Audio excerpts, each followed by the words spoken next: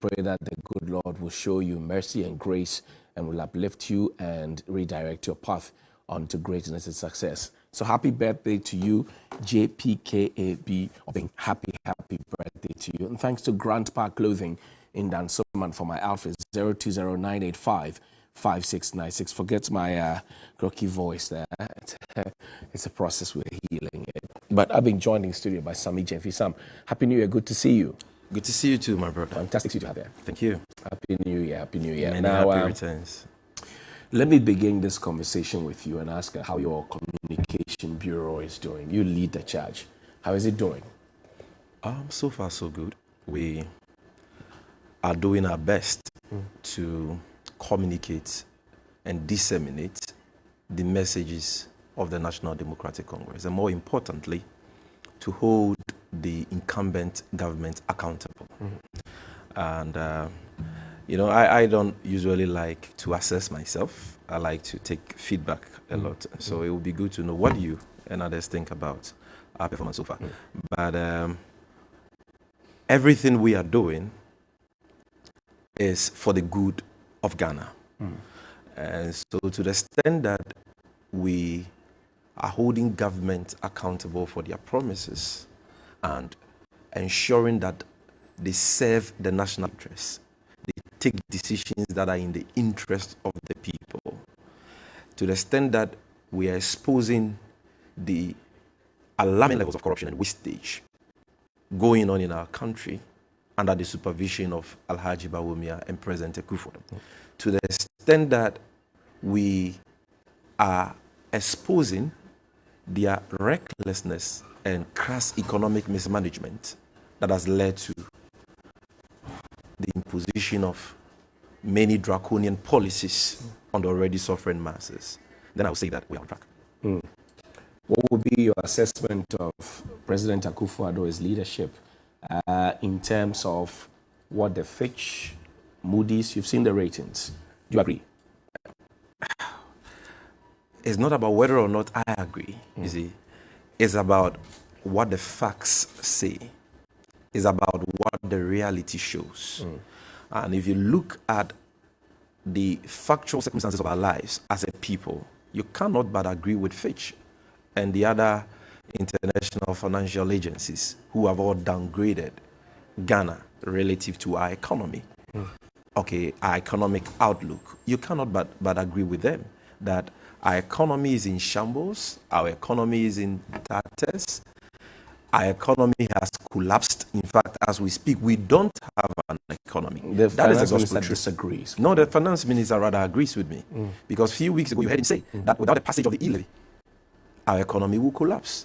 Now, if you have an economy that, according to the finance minister, is built to collapse, should a policy that can only bring in some 6.9 billion cedis is not approved, then it means the economy has already collapsed. You understand? And so we have gotten to a point where we are no longer, or we are high risk of debt distress. And that is why, for the first time in the history of this Fourth Republic, Fitch has downgraded us to B negative. We have never gotten there as a country. Even in our hectic days, we had a better economic outlook than we have today. Today, our public debt has risen from 120 billion as at December 2016, when the Mahama administration was leaving office, to 344.5 billion as at November 2021. The president says, look at the things I've done with it. What has he done with that? Free SHS, one district, free one SHS, factory, one village, one town. No, hold on. When we're talking about borrowed funds, you cannot be talking about free SHS, because free SHS is being funded with our oil revenue and not with borrowed funds. I'm talking about our public debt galloping from 120 billion to 344.5 billion in only 5 years. Note that, you see, from the tenure of Kwame Nkrumah to the government of President Kufuor, our public debt was 9.8 billion cedis. That is if you take out what we were forgiven when we joined the HEMI program of the IMF and the World Bank. And so President Kufuor bequeathed a public debt of 9.8 billion to the Mills administration. In 4 years, that debt was increased by about 26 billion.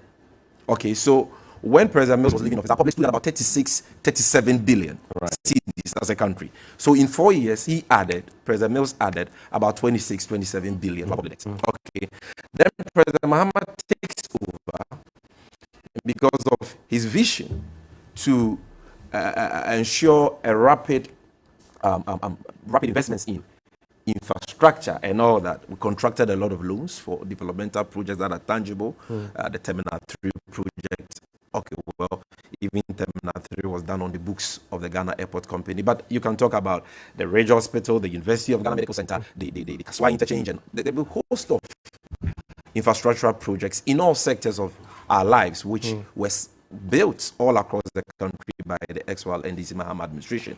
And so after 4 years when we're leaving office, we had increased the public debt by another 84 billion. Okay. And so from 36 billion, the public debt hit 120 billion. And with that 120 billion, you could see tangibly what we had used the money for. In the area of education, like I said, you could see our e-blocks. We commenced the construction of 124 of them, completed and commissioned almost 50 of that, with the rest at different levels of completion.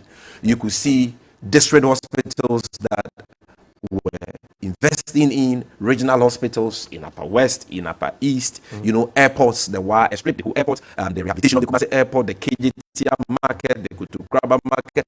You could see investments in the productive sectors of the economy, investments that can create jobs, investments that can pay for the loans that were contracted for those investments. A typical example is the Atuabo gas plant, which has its roots in the Mills administration, but was actually undertaken under the Mahama administration, a $1 billion investment.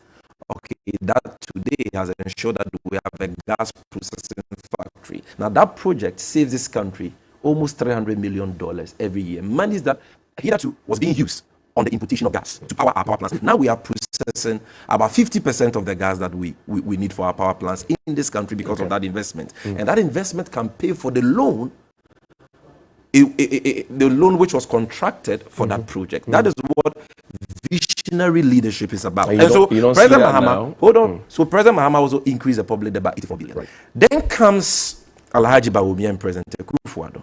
Those who said that borrowing was a lazy approach to governance.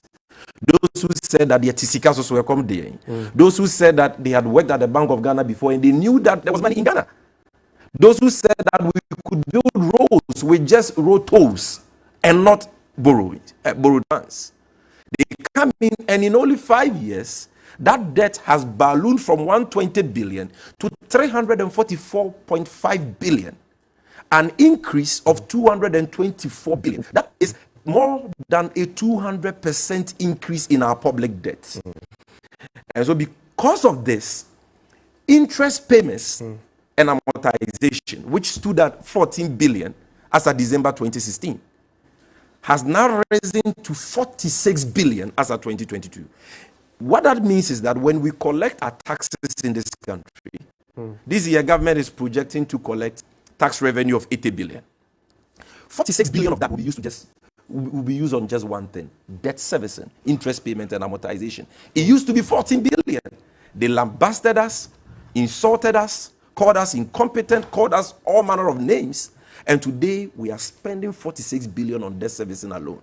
Today, when you divide the public debt of Ghana, 344 billion, by our population of 30 million, every Ghanaian, including a one-day-old child, owes a whopping 12,000 Ghana. Is that not too simplistic? It's not too simplistic. They used to do that same analysis when they were in opposition. Osei Mensa Bonsu used to do that. He used to share the public debt of the country for the citizenry. Now, what is there to show for all these? Do you see anything? Tell me. Has this government built one secondary school for the people of this country to at least deal with the obnoxious or the much dreaded double track system? Have they built a university anywhere? At least the Mills Mahama administration can point to the UHAS University in the Volta region that is training a lot of professionals for Ghana today. We can boast of the University of Energy and Natural Resources in Sunyani, okay, a town where I was raised, training a lot of people for young people, okay, for this country. We can boast of the University of Environment and Sustainable Development in Eastern region, which we contracted the money for. What can they boast for? This is education. STEM, V blocks. Maza, all that is cheap sloganeering and nothing more. But that's not you fair. go That's on the, not fair to them. But when you go on the ground, show me one secondary school that has been built from scratch, completed and operationalized by this government as we speak. They say 5 years they into say they office. have NVTI constructions going on. I'm not talking about ongoing those projects.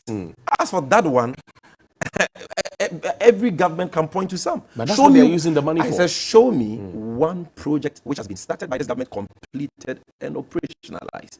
You can't show me one.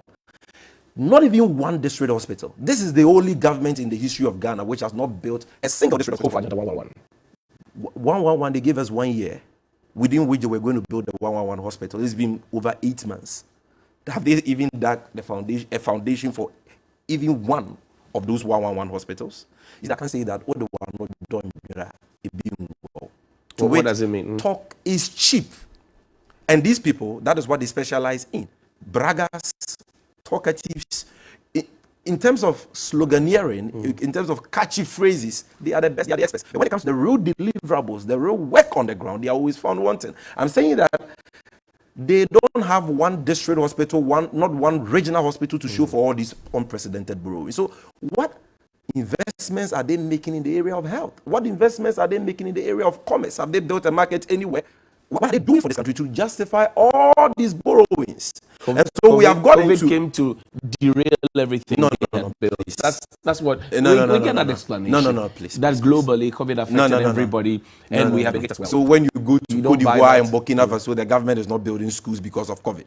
The government is not building hospitals because of COVID. COVID is the reason. COVID went and chartered Boeing 737, that luxurious private jet for President Akufo-Addo. COVID did that. COVID is the reason why we have wasted 12.8 billion on corruption and financial sector irregularities in 2020 alone. That is because of COVID. COVID is the reason why we cannot account for about 2 billion cedis of oil revenue, as reported by PIAC. COVID is the reason why they spent 600 million cedis, equivalent to 6 trillion old Ghana cedis, on the procurement of face masks, hand sanitizers, and Veronica Bacchus for the few secondary schools we have in this country. COVID is the reason why they spent 55 million cedis, equivalent to 550 billion old Ghana cedis, on just kinky and some dry rice, okay, with egg for a few people who live in Kaswa, Kumasi, and Accra during the 3 weeks of lockdown. Poor people. COVID is not the reason why we are in this mess. Let me tell you something. There was sardine as part of the Kenke package too. You didn't see this. Listen, but all that could not have cost the nation 550 billion old Ghana cedis. You know that expenditure is not justifiable. It is hyper-inflated. And should they allow for a forensic audit into that expenditure, we will see the rot. Why are you not calling for it? We have called for it. The minority in parliament has called for it. They have blocked it. It is one of the reasons why Dumilivo was hounded out of office, because they could not stand his integrity. They knew that man was not going to cover up the rot that has gone on. They knew that they were going to be exposed. My brother, in only 4 years, we have lost 32 billion Ghana cedis to corruption in the public sector alone, according to the 2020 Auditor General's report. Check page 6 and check the table there. In 2017, we lost 12 billion cedis to corruption in the public sector. By 2020, we have lost 12.8. If you add the money we have, that alone, is it because of COVID that we are losing all these monies? Is it because of COVID that President Akufo-Addo is living like a Russian oligarch and an Arabian king, throwing parties every day? During the Christmas festivities, did you pass by his house at Nima? From 22nd to the 2nd of January, every day there was a party there. Really? And How did you get to know? How did you get to know? Because I used to ply that route. Were you invited? You think that President Akufo invited Sammy Gyamfi to his house? Look at the parties they've been throwing around. Look at allocations to the Office of Government Machinery. In 2017, allocations to the Office of Government Machinery, the Jubilee House, just behind here, was 79 million cedis. Do you know the allocations to the Office of Government Machinery for 2020? 892 million. 2021, 2.2 billion. 2022, 3.2 billion. That is what they are wasting the taxpayers' money on. You see, but the office must run. We are in this debt distress position where investors have lost confidence in the economy. Our economy has been downgraded.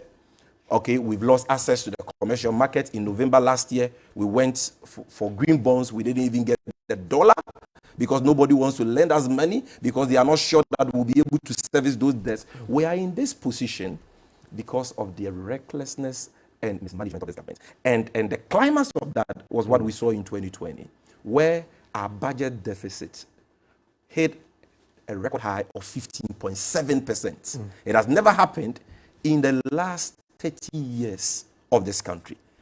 A budget deficit of 15.7%. COVID is a pandemic. John, you understand? I do. That means that all countries in the world have suffered from COVID. Check our neighbors. Don't go far. Check Burkina Faso, Cote d'Ivoire, and so on. Check their budget deficit in 2020. Cote d'Ivoire recorded a budget deficit of 15.6%. Burkina, 5.7%. Senegal, 5.8%. 6.4%. Nigeria, 5.8%. Ghana, 15.7%. You know what this means? I don't know, but I'm budget deficit. I'm looking at you adding also comparing that with the GDP and all the inflation. When we are talking about budget deficit, it is a measure of how responsible a government is. Because the budget deficit, in simple terms, means, you see, your budget is made up of mainly two things: revenue projections and expenditure. Right. Now, your expenditure is supposed to match your revenue. You cannot be earning a salary of 5,000 Ghana cedis a month as Johnny Hughes and be spending 10,000 cedis a month. That means you are overspending. You are spending more than you are generating. But you can't just revenue. single that out and use that hold on, to say the government has failed. We recorded a budget deficit of less than 7% in 2016. Do you know the names they called us in 2016 what did for they that call budget? you? They said we were reckless, we were useless, we were incompetent. And they passed a Fiscal Responsibility Act Of 5%. committing not to exceed a budget deficit of 5% henceforth. But in 2020, they recorded a budget deficit of 15.7%, meaning that they so overspent. Okay, and that is what has led to an astronomical rise in our public debt. But in because if you are 2020, that was spending when money COVID you don't was have, there. it That means was that when you are borrowing. In 2020, that was where COVID was And I'm there. saying So that they had to what spend happened, that but money. their budget deficit was 5.6. Burkina had COVID, but their budget deficit was 5.7.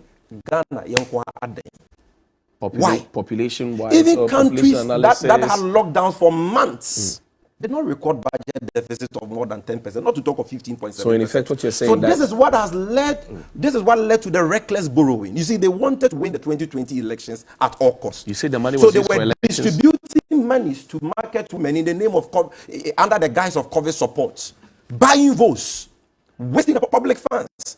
In 2019 alone, President Akufo-Addo in 9 months spent 63 million cedis, equivalent to 630 billion, on the rental of hyper-expensive private jets. 630 billion. You know that is a fact. But then he says when he travels, And in 2020, he brings you worse. goodies, the loans, the vaccines. All the trips he has made in 2022, what has it brought this country? So he couldn't have, let's even assume that he brought us something. He couldn't have brought us those things if he had traveled in the Dassault Falcon 900EX, our presidential jet. He couldn't have brought us those things if he had lived, he had led by example, by cutting his coat according to the size of his cloth, by living within his means, by adopting austerity measures. You claim there is COVID. You want Ghanaians to tighten their belts. But you are living like an Arabian king. Go to your parties and go and see the kind of drinks, hard liquors, men of their age are drinking. All being funded by taxpayers of this That's country. an allegation. And that is why That's today, an allegation. But of course, you don't know, so you call it an allegation. But you know, if you see some of the, I'll share some of the videos of those parties to you. Okay, and the workers groups in this country are seeing that. As we speak, NABCO beneficiaries have not been paid for over 6 months. They have been promised that they will be paid. So they can go to supermarkets and they can go to the market and shop with that promise. That promise is currency, right? It's consideration. Johnny, They've not been paid for 6 months. Today, TEU is on strike. Tertiary Education Workers Union, they're on strike. CTAG, they've been called teachers back. for colleges of education. TEU has been called back to the table. CTAG, They are still on strike. UTAG is at home. UTAG is on strike. All of them. Our education system is in a mess. We can't even get textbooks for basic school children in the primary schools. The minister disagrees. He says the unions give him a citation, so he's the best minister. My brother, does that change the fact that for 2 years since the introduction of a new syllabus, a new curriculum for basic schools, there are no textbooks for our children and our teachers in our basic schools? Does that change the fact that for 4 tranches now, almost 1 year, the capitation grant has been in arrears? How are headmasters running these schools? They are borrowing to run these schools. Does it change the fact that for almost 1 year, releases to CHAS for the running of SHS has not gone? Does it change the fact that the double track system, which they promised to end in a period of 7 years, is getting worse? And today, the academic calendar at the SHS level is in complete tatters? Is it not true that today, even accommodation for university students is a problem? People are deferring their courses because they didn't get accommodation on campus. They have to go and rent hostels and they don't have the money to do so. They are not investing in anything. They are just, this government is not governing. They are just chilling. That's what they are doing. Yeah, and they don't care about what is going on in this country. You don't see the town hall But we need to talk there. about e-levy. We'll talk about e-levy. So this is just my assessment. I know. In short, my assessment of their performance relative to the economy is that today, the outlook of our economy is graded as being negative. It has never happened in the history of this country. What it means is that we are on our way to the mortuary. We have already died. We are on our way to the mortuary. Nobody, I mean, if you get to a stage where investors are no longer willing to lend you money, you get to a stage where your finance minister is saying that if you don't approve e-levy, which will give me 6.9 billion in 2022, our economy will collapse. He's now emotionally blackmailing us. If you get to that stage, then it means you don't have an economy. What do you have against the e-levy? And in any advanced jurisdiction, the finance minister would have resigned by now. And Alhaji Bawumia, the once economic messiah, economic whiz-kid of the MPP, the paragon of all economic knowledge, who today has turned himself into an IT champion, would have resigned by now. You understand that? You want Bawumia and Ken Ofori-Atta to resign? I'm telling you that is the reasonable thing for them to do under the circumstances. And in any advanced jurisdiction, they would have done so. The president is happy with their service to the nation. Why won't he be happy? The country is on autopilot. The man doesn't know what is going on all he cares about is to get Boeing's. Now he's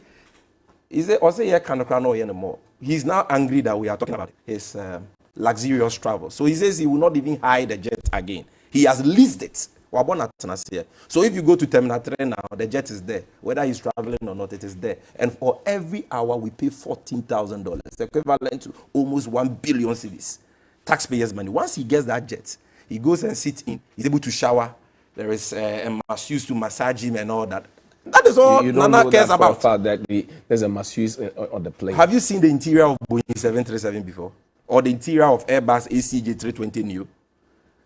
It is called a pentagon in the skies. A penthouse in the skies.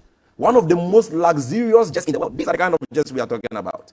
So the man is chilling. And that's why you are against the e-levy. Elections again. That is not the only reason. We are against the e-levy because of 6 reasons. And I'll summarize that to you. Quickly. Because number one, that is not what the MPP promised us. In 2020, August 2020, the chairman of the economic management team, Vice President of Ghana, on Peace FM, told the whole country that Momo should not be taxed, and Momo will not be taxed under an MPP government. Because according to him, those who use Momo are the poorest of the poor. And so taxing Momo will impoverish the masses. I didn't say that. Dr. Bawumia and the MPP said that. What has changed? That few months down the line, they want to impose a 1.75% tax. Is that 1.5? They have not amended the bill before Parliament. They just told you that in the media. Until the bill is amended, it is 1.75. You understand? So the point is, what has changed? Why this deception? And that is why I maintain that Dr. Bawumia is the biggest flip-flopper we have had in the history of this country. He's not here to defend himself. The most deceitful politician of our time. That's not fair to him.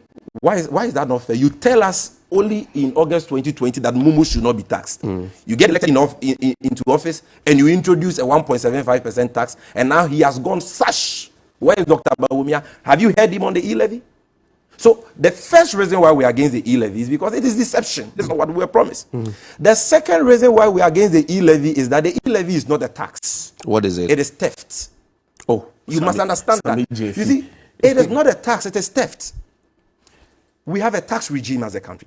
In Ghana, there are 5 forms of taxes. There is income tax. Corporate organizations pay corporate income tax on their profit. Individuals pay personal income tax on their wages and salaries.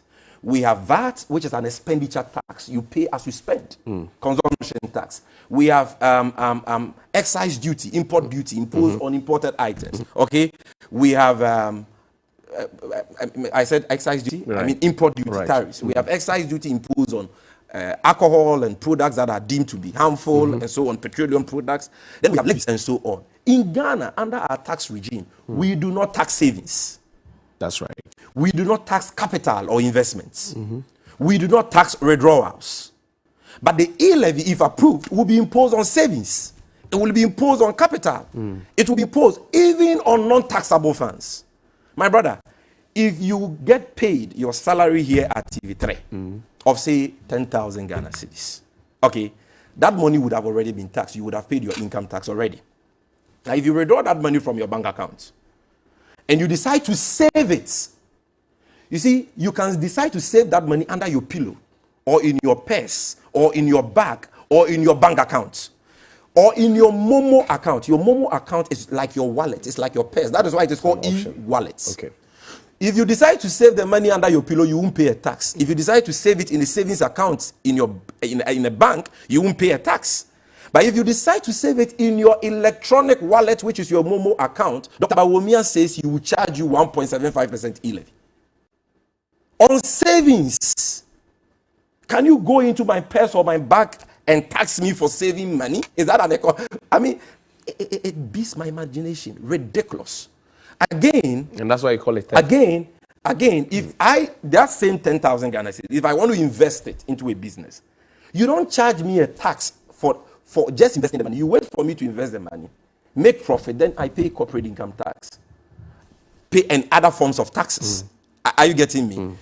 But today, if you are transferring capital, say you want to import rice from Thailand, and you transfer 1 million Ghana cedis to your suppliers in Thailand, because you did a bank transfer, right? Dr. Bawumia says you pay 1.75% of that, which is equivalent to 17,500 as tax on your capital, not your profit. Capital.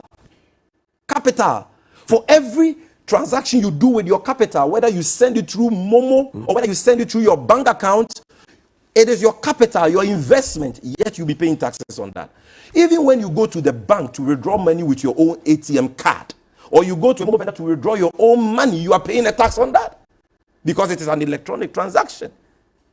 In what advanced country have you seen a tax like this?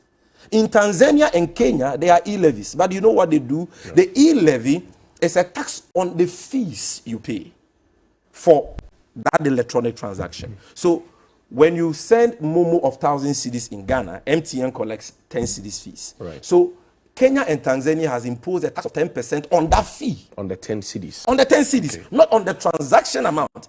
Alhaji Bawumia and President Akufo-Addo says, no, you have already been taxed. MTN has deducted 10 cedis on that 1,000 Ghana cedis. The one going to withdraw will also pay another 10 Ghana cedis. You understand? The telcos will pay taxes on that. So you have already paid taxes. But that is not enough. We are coming to you, the ordinary Ghanaian. So now, your money, we have to take 1.75%. That is stealing. That is naked thievery. That is not taxation. And you see, this e-levy will lead to many forms of multiple taxation. Like what? Number one, if you go to a supermarket now to buy products, okay, and you are given a bill, that bill would include taxes. Right. VAT, NHIL, and all that. It will be there, get fund, all the taxes will be there. Right? Now, when I decide to pay cash, I won't pay any tax apart from those taxes imposed on the total price of the items, the purchase items. But when Johnny decides to help Ghana build a cashless society, when Johnny decides to go digital, like Dr. Bawumia, and decides to pay for the price of those purchase items with his momo, even though those items have already been taxed, he will pay an e-levy of 1.75% on top of the taxes again. So they are taxing the medium of payment. But the government says we want to create jobs with that. We want to also help to build your roads, like you complain about. So. Because they are desperate and frustrated, they will tell you anything and everything just to justify the e-levy. But ask them, you have borrowed 224 billion in only 5 years. You couldn't create jobs with 224 billion. You are not even able to pay NAPCO beneficiaries with borrowed funds of 234 billion. Now 6.9 billion. What magic can 6.9 billion do? Master, this year, they are saying that the agenda for creating jobs is you start entrepreneurship. They've budgeted 1 billion for that. They are projecting to rake in 6.9 billion from e-levy. That is just a projection, 6.9 billion. Do you know how much they have allocated out of that 6.9 billion e-levy receipts to use that? 385 million. That is just about 5% of what they have projected to raise from the e-levy. So pay e-levy so that we will give you jobs. Only 5%.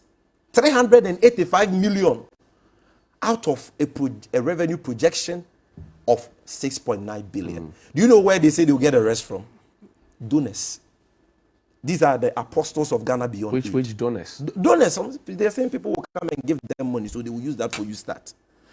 Again, they are saying pay e-levy. Now let me tell you something. Now when you tell this government that you are sick, they say pay e-levy, you'll be fine. You have a pot belly, pay e-levy, you get flat tummy. Okay? Any problem you have, pay e-levy. They are blackmailing you. They are now saying that pay e-levy, we will give you roads. You borrow 230 billion, you couldn't build any meaningful roads for us. In 4 years, President Mahama had tax revenue of 86 billion. In 4 years, Akufo-Addo, excluding 2021, had tax revenue of 156 billion, almost double. In 4 years, President Mahama had oil revenue of 6 billion. In 4 years, President Akufo-Addo, excluding 2021, had oil revenue of 20.6 billion. You couldn't build roads with that. It is e-levy which will only give you 6.9 billion that we will use to build roads. In any case, Johnny, look at the policy incoherence. You claim you need money to build roads. Yet the road tolls we are all paying without complaints. You say you have scrapped it. The minister and then you turn around. Fighting there. People were fighting when they had the finance minister in parliament saying that. Was it not the same government that introduced the capping and realignment policy? You came and took over a road fund. Part of the taxes we pay go into that road fund for the purpose of constructing roads. Then you introduce an obnoxious policy called capping and realignment, which means that when monies go into the road fund, you cap part of it and you use part of it not for road construction but for other purposes, mainly consumption related purposes. And now this government, which has been capping the road fund for 5 years, comes to you and say, pay e-levy, I'll build roads. What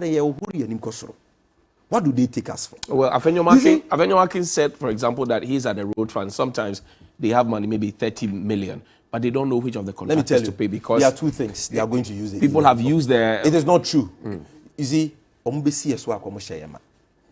does it mean? In 5 years, they've had access to a total resource envelope of over 500 billion. They couldn't build roads. It is not 6.9 billion that would do any magic. There are two things they intend to do with the e-levy. Let's wrap up. There are two things they intend to do with the e-levy. Number one, it will be used to service our debts. Look, check Appendix 4B of the 2022 budget and look at the figures there. Their own budget, not Sammy Gyamfi's budget. They are projecting total revenue of 100.5 billion. 100.5 billion in 2022. 98 has been approved. No, hold on. 105 billion. That's what they are projecting, total revenue. All the money. That is if they are able to collect e-levy and everything. Right. Now, when they collect that money, They are saying that they will use 46 billion to service our debt. And they will use 36 billion to pay workers compensation. And then they will allocate 31 billion for statutory funds. They are bound by law to do so.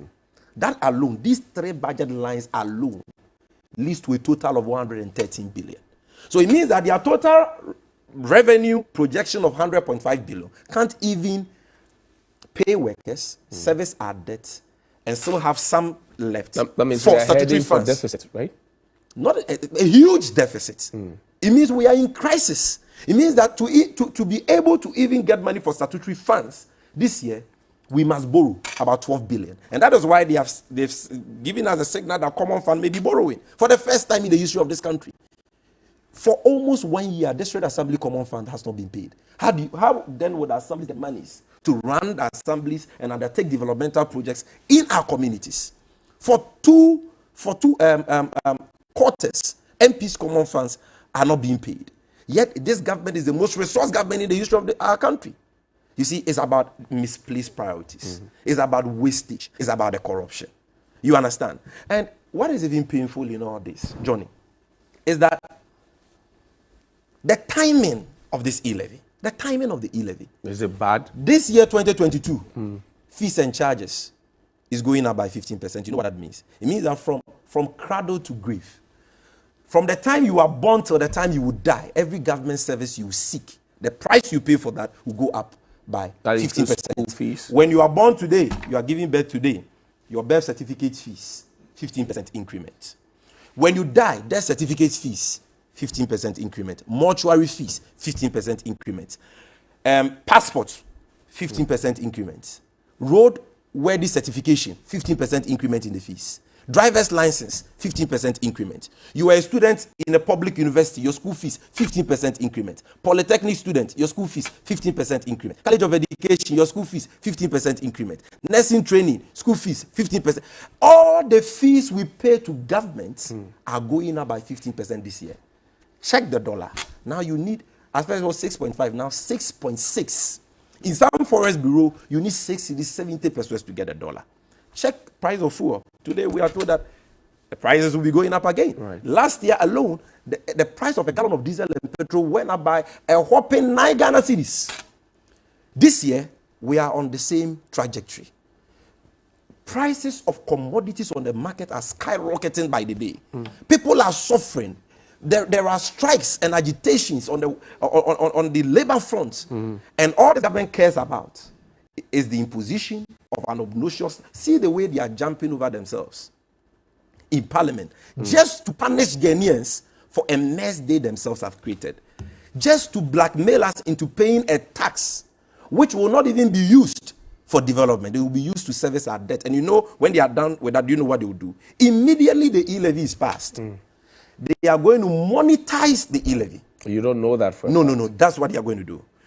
They are going to collateralize the e-levy for a loan for the next 7 to 10 years. Why are you so sure about that? Because that is what they did to get fund. They have something they call dachi. You see, the public debt which has reached 344.5 billion excludes dachi. You know dachi. President Rawlings created Get Fund. 2.5% of that goes there for educational infrastructure. Every government comes, collects that, and use that for educational infrastructure. They came and said, no, we will bring something called dachi. We will collateralize Get Fund. The monies we are yet to collect for the next 10 years, we will collateralize it for a loan of $1.5 billion. So now when we collect taxes for Get Fund, about 60% of that used to pay that debt. That debt is 2.4 billion. They have done the same thing to ESLA.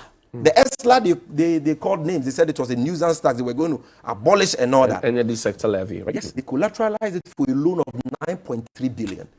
So that the ESLA that you and I were supposed to pay for only 5 years, per the plans of the Mahama administration, now it has been increased by 30%, and now we are going to pay for 15 years. So it's the same thing they have done to oxide, Sino-Hydro. You understand? And it's the same thing they want to do with e-levy. E-levy will only allow this government the fiscal space to borrow more. They're going to run to the investors and tell them that, look, we now have a new tax which can give us 7 billion every year. So if you lend us money, we'll be able to pay.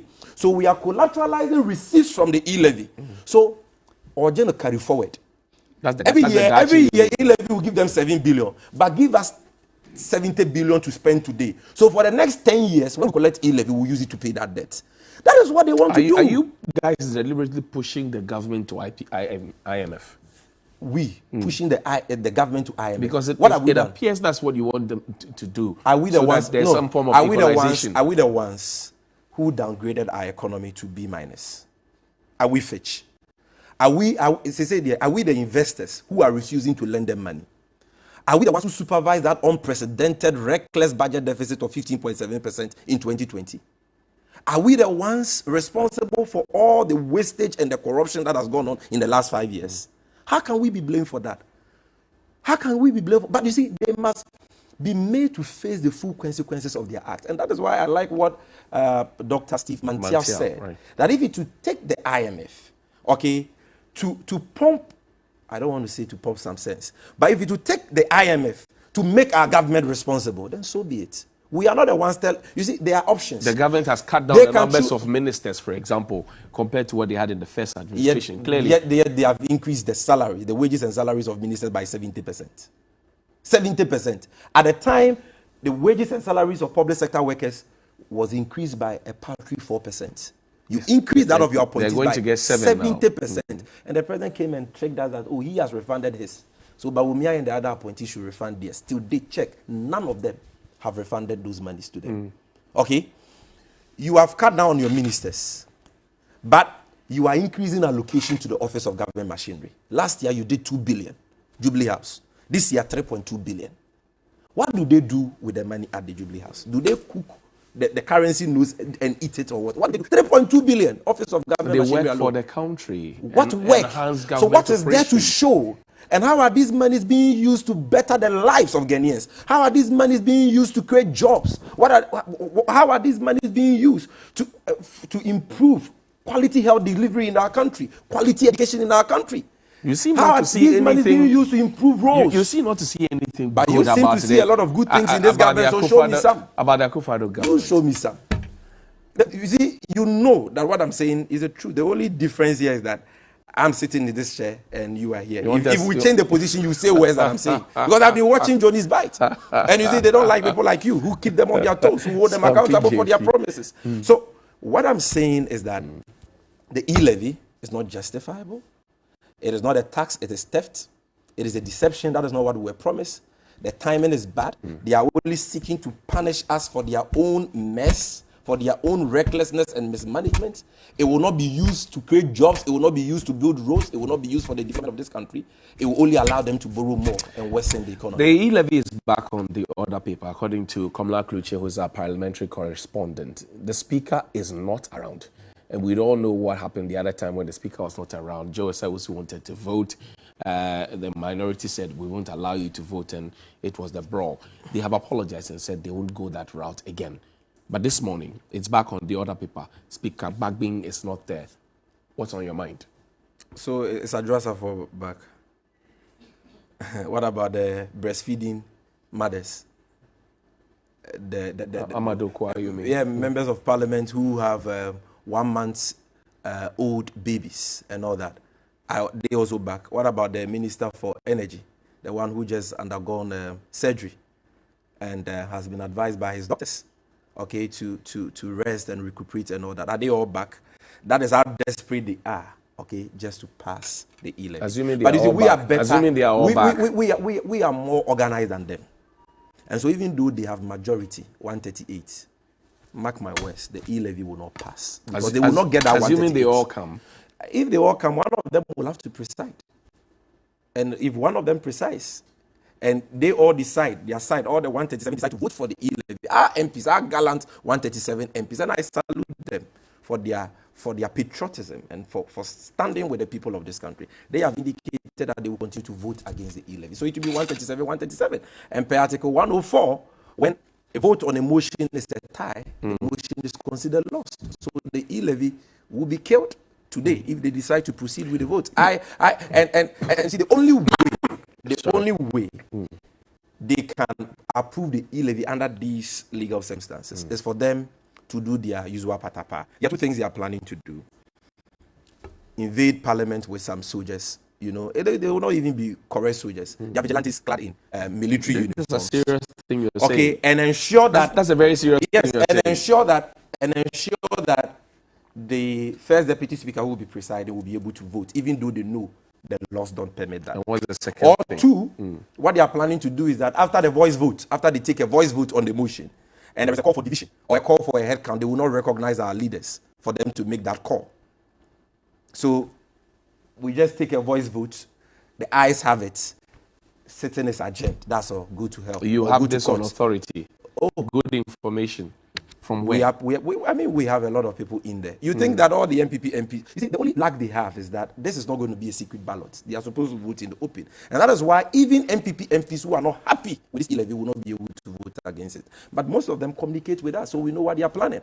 So either they bring in soldiers and do their usual patapa, or they bend the rules. Okay? But I trust our MPs to do the needful. I see. You are making the work of the Ghana Health Service, the Ministry of Health, difficult. They're asking for everybody to get vaccinated. There was a caveat that was put up there that says compulsory vaccination. You seem to be on a certain part to say it is not legal, and you're pulling strings and saying they are wrong. But do you support that? Why are you being a difficult young man do you support, in a country that wants to vaccinate do you support people that, against COVID-19? Do you support a directive that says that you cannot come to parliament to see your own members of parliament unless you take a jab, you take a vaccine? You cannot go to the hospital unless you take a vaccine. You cannot visit the Ministry of Health or the Ghana Health Service unless you take a... Do you support such an order? In which country in Africa today is such an order being implemented? In which country? Give me one. Not even in South Africa, where they recorded over 3 million cases of COVID-19 with over 100,000 deaths. Even UK, the United Kingdom, that has recorded more than 10 million positive cases with over 100,000 deaths. Not even UK is doing that. They have now seen the light. They've seen the sense in what some of us have been saying, that what goes into people's body should be their choice. So today, Boris Johnson says, no mask mandate, no vaccine mandate, no mandates related to COVID-19 in UK. They've cancelled them. Because he went chilling himself. No, not because of that. That is another matter. But they've cancelled all that. And today they are going about their lives normally.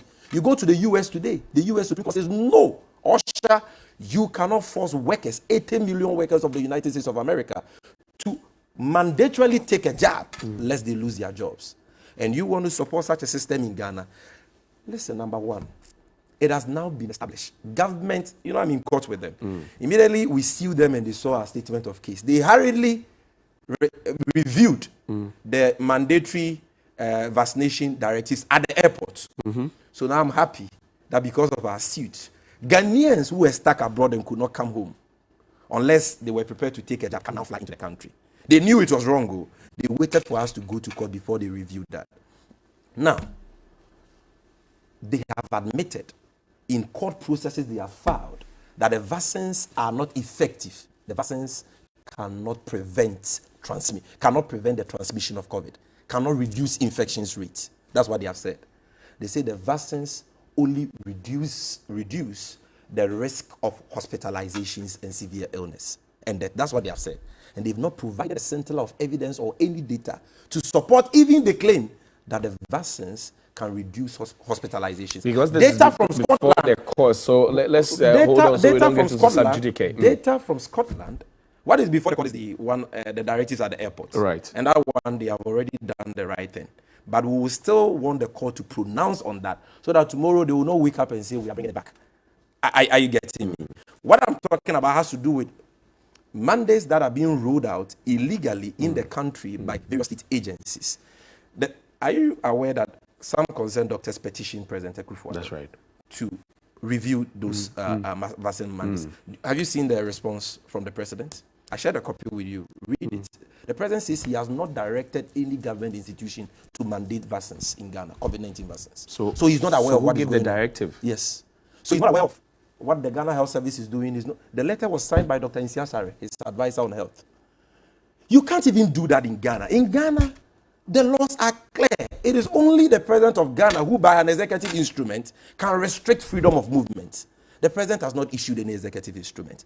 It is only the Minister for Health who can order compulsory vaccination by an executive instrument under Section 22 of the Public Health Act of 2012, Act 851. The Minister for Health has not done so. The law is not on your side. The science is not on your side. The FDA says that COVID vaccines have not been registered or approved. But if you want to travel outside, if you want to travel outside of this country, you would need to be vaccinated. You need to show your card. I went to the US few months ago. It was not demanded. I go to JFK, there was not even no test. You go to Germany, not even vaccination, no.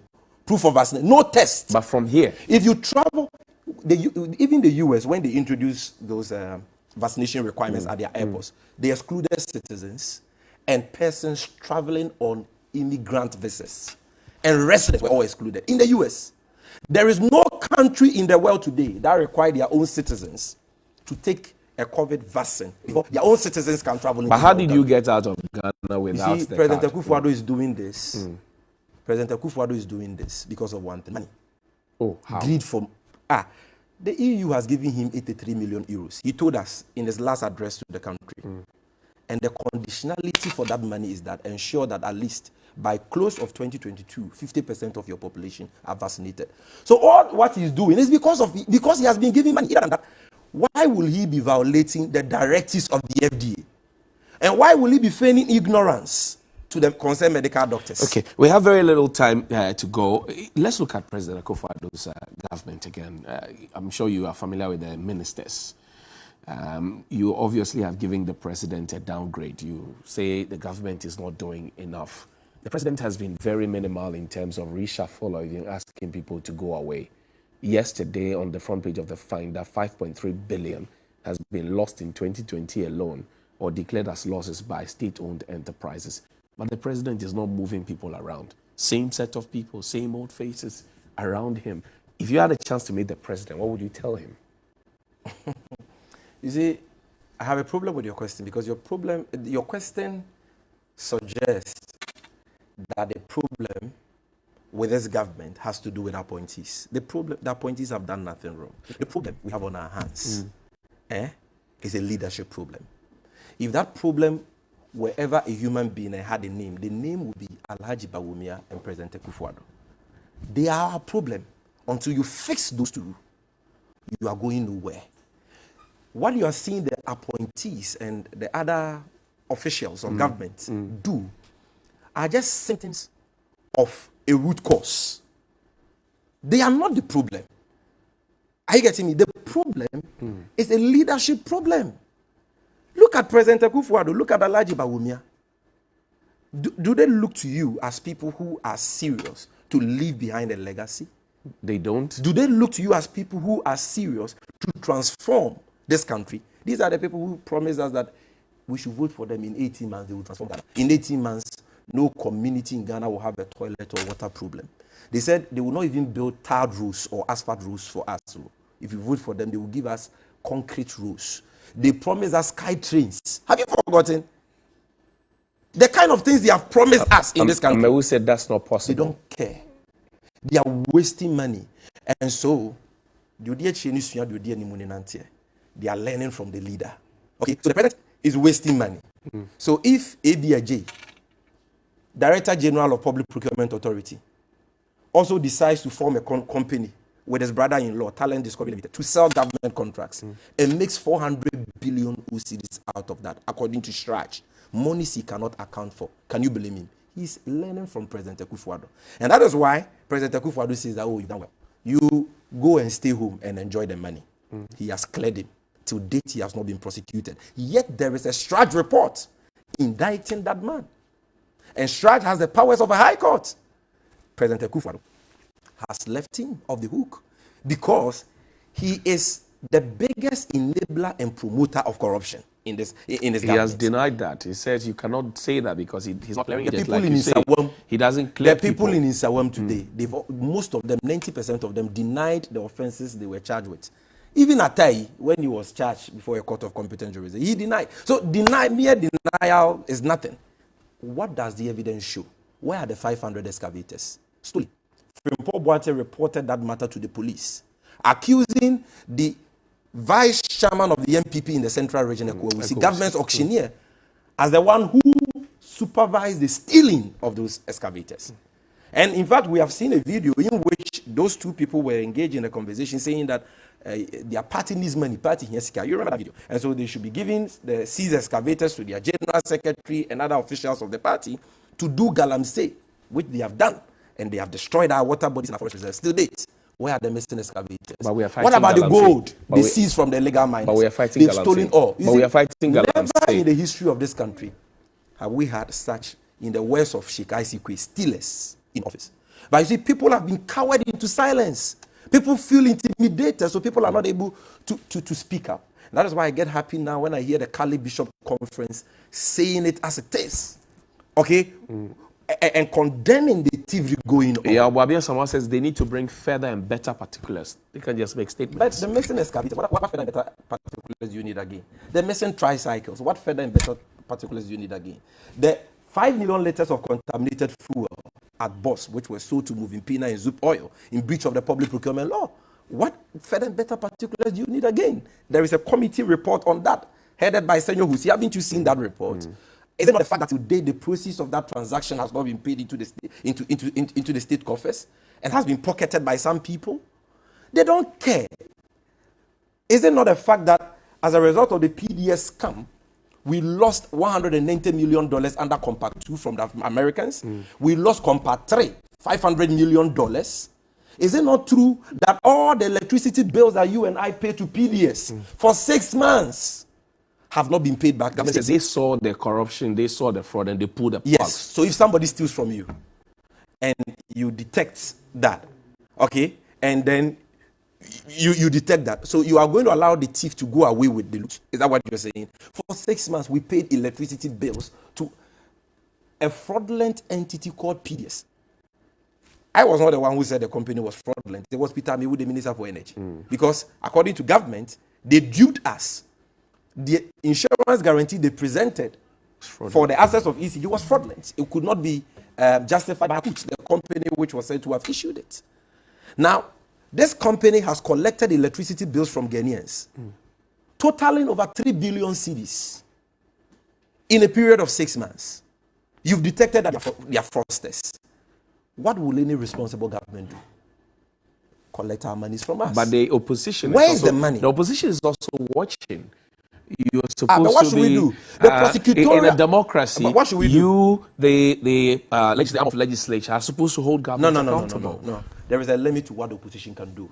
We can do advocacy. We can invoke certain laws of this country. We can petition relevant bodies to investigate. But the final action rests with the president. That stops with him. You see, the prosecutorial powers of states are vested in an officer called Attorney General and Minister for Justice, who is the principal legal advisor to the president and government. Right.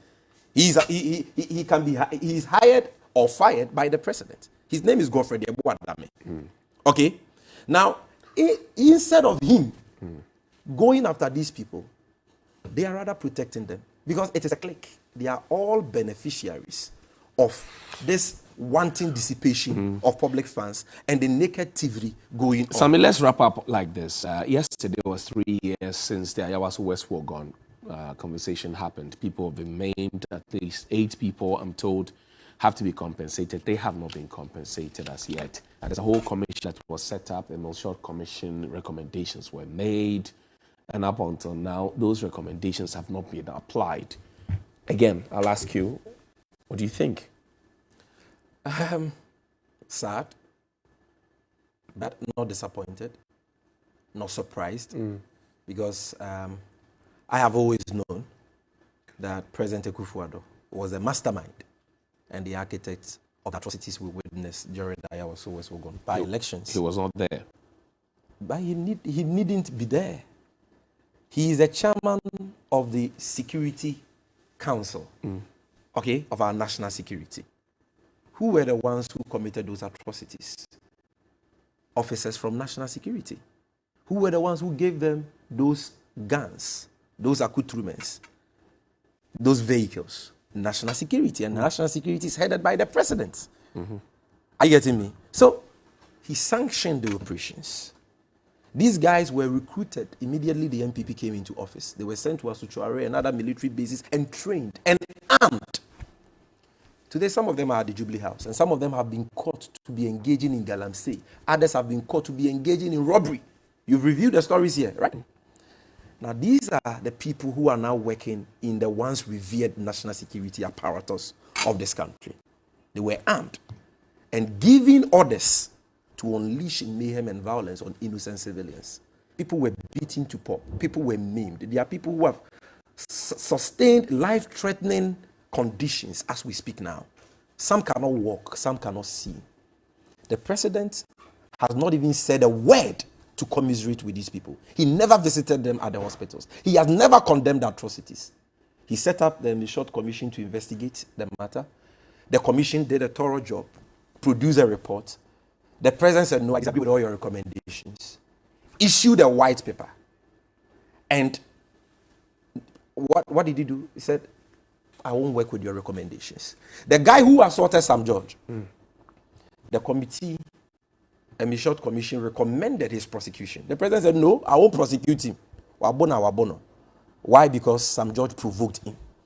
That was the first time I heard a lawyer mounting a defense of provocation in the case of assault. Because it is right. Even a first-year law student knows that provocation cannot be a defense when it comes to the crime of assault. Provocation only comes in when you are talking about murder. So that provocation can reduce a murder sentence to manslaughter. But when it comes to assault, you cannot assault somebody and say, I was provoked. There is no such defense in law.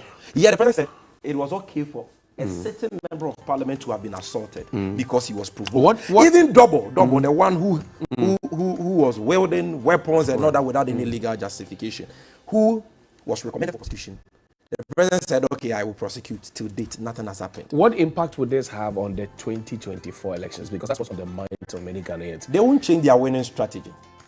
And because so what will you do? They killed 8 people, managed to change results in Techiman South and other constituencies. In some places, they were not successful, like Savelugu and Odododio. But in other places, they were successful, like in Sefiyo, so Techiman South and all that. So they won't change their winning strategy. And that is why I've advised our comrades in the NDC that it is about time we reviewed our dealings with the NPP. Lord Comey has given us a signal, even though I know he's a coward. I also know that we cannot take the things they are planning, the things they intend to do lightly. Lord because they will do more. They will do more, okay, than they did in 2020. Lord Comey is a coward. Oh, of course. They will do more than they did in 2020. They won't kill 8 people in 2020. They are likely to kill more if we allow them.